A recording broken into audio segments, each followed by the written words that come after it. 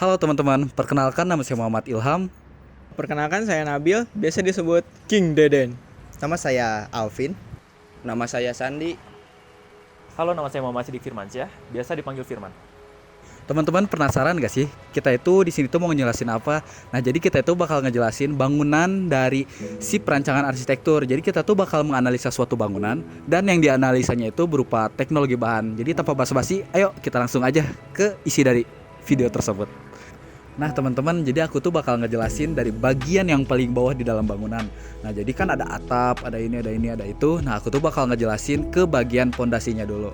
Nah jadi di pondasinya itu kan bakal banyak banget gitu kan yang terdapat bagian-bagian dalam si pondasi tersebut. Nah jadi buat yang pertama, yaitu di bagian paling bawah di dalam pondasi tersebut itu ada lapisan pasir. Nah lapisan pasir ini itu memiliki ketebalan sekitar 5-10 cm. Nah ini itu memiliki fungsi sebagai drainase atau pengeringan air pada bagian tanah tersebut. Nah buat yang kedua, di atas di lapisan pasir tersebut ada yang namanya unstamping. Nah jadi unstamping ini tuh berupa kayak batu-batu kosong. Nah batu-batu kosongnya ini tuh dibentuk dengan, bukan dibentuk tapi kayak diatur gitu secara berjajar. Ada banyak banget unstamping di bawah si batu kali ini tuh. Nah jadi si unstamping ini tuh memiliki diameter sampai 10-15 cm. Nah ini tuh memiliki fungsi sama seperti lapisan pasir untuk sebagai drainase jalur air ini tuh untuk pengeringan di bagian sekitar pondasi tersebut. Jadi di atas lapisan pasir itu bakal ada unstamping. Nah di atas unstampingnya ini tuh bakal ada namanya badan pondasi batu kalinya tersebut. Nah, jadi si batu kali ini tuh terbuat dari pasangan batu kali seperti judulnya, dengan bahan perekat beraping dengan campuran 1 kapur, 1 semen, 2 pasir, tapi bisa juga 1 Portland semen, 3 pasir. Nah, untuk pondasi dinding luar bangunannya itu memiliki ketinggian 10 cm di bawah halaman sampai ke atas, dipakai perekat atau plesteran terasram dengan campuran 1 Portland semen dan 2 pasir. Nah, di atas si pondasi batu kalinya ini itu ada seluk beton. Nah, seluk beton ini berupa balok beton bertulang dengan campuran 1 Portland semen, 2 pasir, dan 3 kerikil di atas sepanjang pondasi dan ikut tertanam di bawah elevasi lantai. Ini tuh memiliki fungsi untuk menyalurkan beban dari dinding tembok yang ada di atasnya agar terbagi secara merata di sepanjang pondasi. Lebarnya itu setebal tembok di atas dan tingginya itu 20-30 cm. Bukan di atasnya si seluk beton, tapi di sebelahnya itu terdapat yang namanya tanah uruk. Nah, tanah uruk ini itu berfungsi untuk mengisi sisa lubang pondasi yang tidak terisi pasangan pondasi. Sebelum sisa galian ditimbun, sebaiknya dinding badan pondasi dilapisi dengan perekatnya agar rata dan untuk menutup celah antara pasangan batu yang mungkin ada dan bisa dimasuki binatang kecil. Nah, lanjut kepada bagian yang di atas suluk beton. Kalau misalnya tadi di pinggir dari si suluk beton tersebut, yaitu ada yang namanya trasram. Nah, trasram ini itu memiliki tinggi sampai 20 cm di atas permukaan lantai. Memiliki fungsi untuk mencegah merembesnya air dari tanah naik ke tembok sehingga tembok menjadi rusak. Untuk dinding kamar mandi itu tinggi tembok trasram ini itu cukup tinggi, yaitu sekitar 150 cm atau 1,5 meter. Nah, di sebelahnya, di atas, tapi ini di sebelah dari si trasram, di atas si tanah uruk itu terdapat yang namanya lapisan pasir, tapi diletakkannya itu di bawah lantai. Nah, ini tuh berupa urugan pasir setebal 15-20 cm yang dipadatkan. Fungsinya untuk mencegah pecahnya lantai akibat penyusutan tanah di bawah. Selanjutnya yaitu kolom. Kolom merupakan salah satu dari struktur konstruksi. Kolom memiliki fungsi untuk menyalurkan beban dari yang paling atas hingga ke pondasi.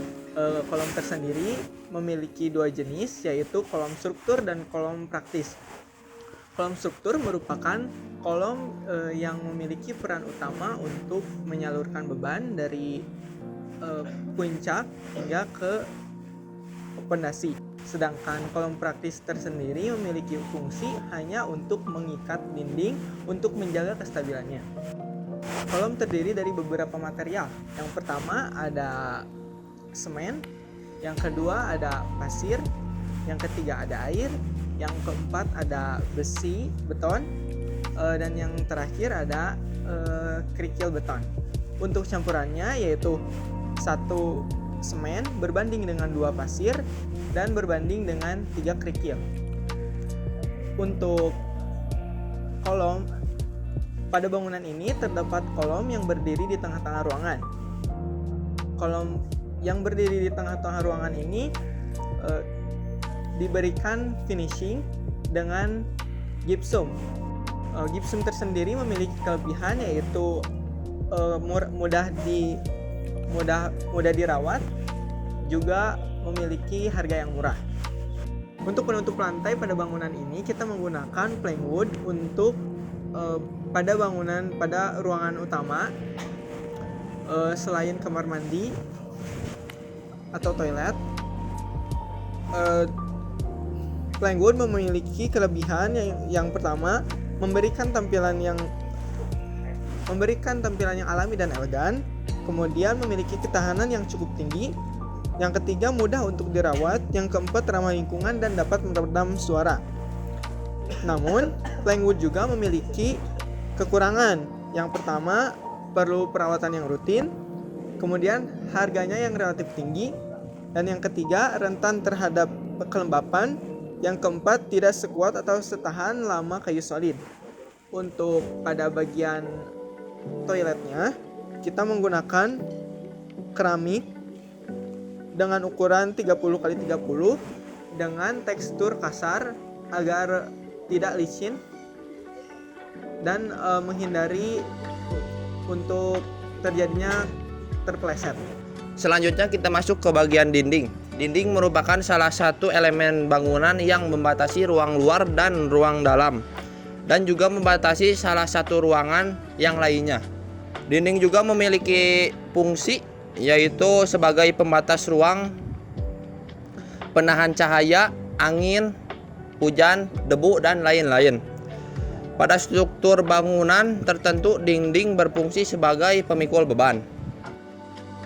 Pada bangunan ini kami menggunakan dinding setengah bata merah sebagai salah satu struktur utama yang menopang beban dan menyalurkan dari atap hingga ke pondasi. Dinding bata merah adalah jenis dinding yang dibangun menggunakan bata merah sebagai bahan utamanya. Bata merah biasanya terbuat dari tanah liat yang dibakar pada suhu tinggi panas sehingga menjadi keras dan tahan lama. Dinding bata merah sering digunakan dalam konstruksi bangunan karena kekuatan, keandalan, dan adapun daya tahan terhadap cuaca. Lebar dinding bata ini memiliki ketebalan sebesar 15 x 15 cm. Adapun lapisan yang terbuat dari campuran bahan pengikat seperti semen dan kapur. Untuk campuran atau perekat dinding bata merah ini yaitu ada beberapa jenis. Yang pertama ada adukan kapur dan pasir, adukan semen merah dan pasir, adukan portland semen dan pasir, dan adukan teras dan kapur. Selanjutnya kita masuk ke bagian balok. Balok merupakan salah satu elemen struktural yang menyalurkan beban dari plat lantai ke kolom sebagai penyangga vertikal. Pada umumnya balok dicor secara monolit dengan plat dan secara struktural dipasang tulangan di bagian bawah dan di bagian atas. Ring balok ini memiliki fungsi sebagai penahan beban tekanan dari rangka atap dan meratakan beban ke struktur lainnya yang posisinya berada di bawah, seperti tekanan yang diterima oleh kaki kuda-kuda. Dan ring balok juga sering digunakan sebagai sirkulasi udara. Untuk campuran ring balok ini yaitu 1:2:3. Maksud dari 1:2 dan 3 yaitu 1 semen, 2 pasir, 3 kerikil. Lanjut ke area plafon. Apa itu plafon? Jadi plafon ini adalah bagian dari konstruksi bangunan yang menutupi atas ruangan. Jadi bagian atas suatu ruangan bisa yang terletak ada di bawah lantai ataupun yang terletak di bawah rangka atap. Nah, pada bangunan ini plafon yang digunakan adalah plafon kayu PVC. Jadi plafon kayu PVC adalah jenis plafon yang terbuat dari PVC tapi dengan tampilan atau bermotif seperti kayu gitu. Jadi menambah estetika ruang. Untuk kelebihan dari plafon kayu PVC ini adalah yang pertama itu tahan air dan tahan lembab, dan PVC ini tidak menyerap air. Lalu yang kedua, yang pastinya tahan rayap karena terbuat dari PVC, mudah dipasang. Nah, kebanyakan PVC ini bobotnya ringan, jadi sangat mudah dipasang ataupun dipotong. Lalu perawatannya yang sangat mudah. Namun plafon kayu PVC ini juga memiliki kekurangan, yaitu rentan terhadap panas, lalu kekuatan mekanis plafon, potensi warna yang memudar, dan tidak ramah lingkungan dalam hal produksinya. Rangka yang digunakan untuk plafon kayu PVC ini ialah menggunakan rangka besi hollow. Rangka hollow adalah sistem yang menopang yang menggunakan pipa besi berbentuk kotak atau persegi sebagai material utama untuk mendukung atau menahan panel plafon. Nah, selanjutnya ada rangka atap. Rangka atap merupakan bagian penting di dalam konstruksi juga, yang memiliki fungsi untuk menahan atap permukaan, kemudian menyalurkan ke bagian bawah dari bangunan. Suatu bangunan memiliki berbagai bagian yang didesain sebaik mungkin demi keamanan kenyamanan bagi penggunanya. Untuk atap yang digunakan, yang pertama itu susunannya, yaitu dak beton. Nah, setelah dak beton itu dipasang dengan rangka kayu berlapis, yaitu gording, kasol, lalu multiplex. Nah, setelah multiplex ini, lalu dipasanglah si bitumen. Oke teman-teman, untuk bagian selanjutnya itu ada yang namanya lapisan penutup atap. Nah, lapisan penutup atap yang digunakan pada bangunan ini yaitu adalah atap bitumen. Nah, untuk penjelasannya itu sendiri, bitumen adalah cairan aspal hasil persenyawaan hidrogen dan hidrokarbon dengan sedikit campuran sulfur, klor, dan oksigen. Kelebihan dari penutup bitumen itu yang pertama, ada mempunyai daya tahan yang kuat terhadap cuaca ekstrim. Dan yang kedua, usia pakai yang cukup hingga 30 tahun. Dan yang ketiga, bobot atap ini sangat ringan namun memiliki kekuatan yang sangat baik. Dan yang keempat itu ada atap bitumen punya banyak jenis dan variasi warna sehingga bisa dikombinasikan dan memiliki banyak variasi sehingga bisa membuat bangunan Anda terlihat menjadi lebih estetik. Anjay. Langsung yang nomor 5 itu ada desain atap yang estetis dan sangat elegan seperti yang tadi saya jelaskan. Dan untuk nomor yang ke-6 itu dapat disesuaikan dengan berbagai tema hunian. Untuk kekurangan atap bitumen itu sendiri itu ada 4. Yang pertama itu ada harga atapnya itu cukup mahal dengan berbagai kelebihan yang tadi kita dapatkan. Ya seperti biasalah yang kata orang-orang, ada harga, ada juga kualitas. Otomatis kekurangan dari atap bitumen ini tuh memiliki harga yang pricey atau harga yang cukup tinggi. Nah, yang kedua itu ada proses pemasangan yang tidak mudah. Jadi memasangkan si atap bitumen ini itu tidak hanya sekedar pasang, tapi memiliki bukan konsep lagi, tapi kayak pemasangannya itu cukup sulit lah. Jadi untuk yang ketiga, next, itu membutuhkan perawatan dan biaya yang cukup tinggi lagi. Jadi bukan hanya pemasangan, pembeliannya, tapi perawatan dari atap bitumen itu sendiri itu cukup tinggi harganya. Nah, yang keempat itu perlengkapan dan instalasinya itu tidak sedikit. Jadi butuh banyak gitu. Nah, mungkin cukup sekian dari penjelasan dari atap bitumen. Untuk penjelasan selanjutnya itu bakal dijelaskan oleh teman. Baik, selanjutnya saya akan membahas tentang material fasad. Jadi sebelumnya, fasad itu apa sih? Fasad adalah tampilan luar atau muka dari suatu bangunan yang biasanya mencakup elemen-elemen seperti dinding, jendela, pintu, dan dekorasi arsitektural lainnya.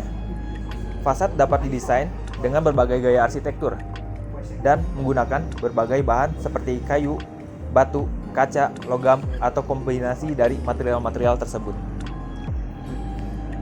Lalu pada bangunan ini, lebih tepatnya pada bagian fasad eksterior, dominan memakai secondary skin bermotif kayu. Material yang dipakai adalah conwood beton berwarna coklat. Conwood adalah material komposit inovatif yang terdiri dari campuran semen dan serat kayu, dirancang untuk menyerupai tampilan dan tekstur kayu alami, namun memiliki keunggulan dalam hal kekuatan, ketahanan, dan perawatan dibandingkan dengan kayu asli. Conwood digunakan dalam berbagai aplikasi konstruksi dan dekorasi, baik untuk eksterior maupun interior bangunan. Dan juga di sini ada pengaplikasian conwood. Jadi conwood itu tidak hanya difungsikan sebagai secondary skin saja pada bangunan ini, tapi bisa digunakan pada bagian-bagian lain. Seperti tadi yang pertama ada fasad bangunan. Conwood digunakan sebagai panel dinding eksterior untuk memberikan tampilan alami dan estetis pada fasad bangunan. Lalu sebagai interior dekoratif, digunakan pada dinding interior, plafon, dan partisi untuk menciptakan suasana hangat alami dalam ruangan. Dan yang ketiga ada lantai. Pada bangunan ini, lantainya itu menggunakan plywood bermotif kayu berwarna coklat dengan ukuran 30 cm dengan panjang 150 cm dengan tebalnya 3 cm. Dan juga yang terakhir, konut ini berfungsi sebagai elemen arsitektural termasuk pagar, balkon, dan elemen dekoratif lainnya yang memerlukan tampilan kayu tetapi membutuhkan kekuatan tambahan. Berikutnya, tentu saja pada material konwood ini memiliki kelebihan dan kekurangannya masing-masing. Di antaranya, yang pertama,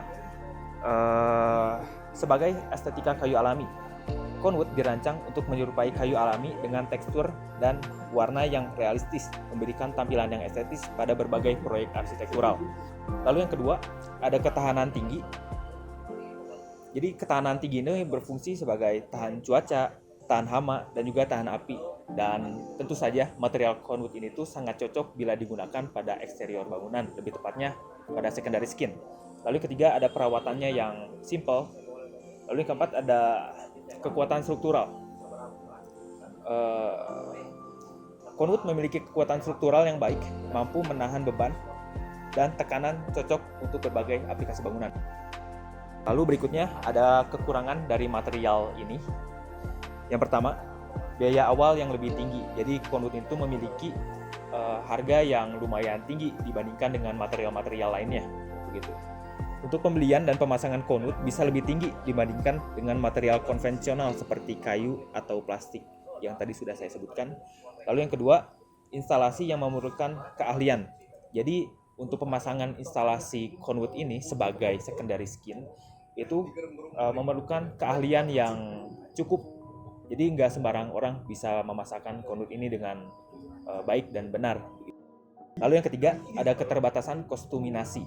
Jadi konwood ini tuh tidak bisa dibuat bervariasi lagi gitu, dikarenakan sifat dari konwood itu tuh susah untuk diotak-atik begitu. Meskipun tersedia dalam berbagai tekstur dan warna, konwood mungkin tidak dapat meniru semua jenis kayu alami dengan sempurna begitu. Lalu juga yang terakhir, ada potensi kerusakan pada instalasi. Jadi kerusakan instalasi itu seperti kerapuhan. Jika tidak ditangani dengan benar selama instalasi, konwood dapat retak atau rusak, memerlukan perbaikan dan penggantian.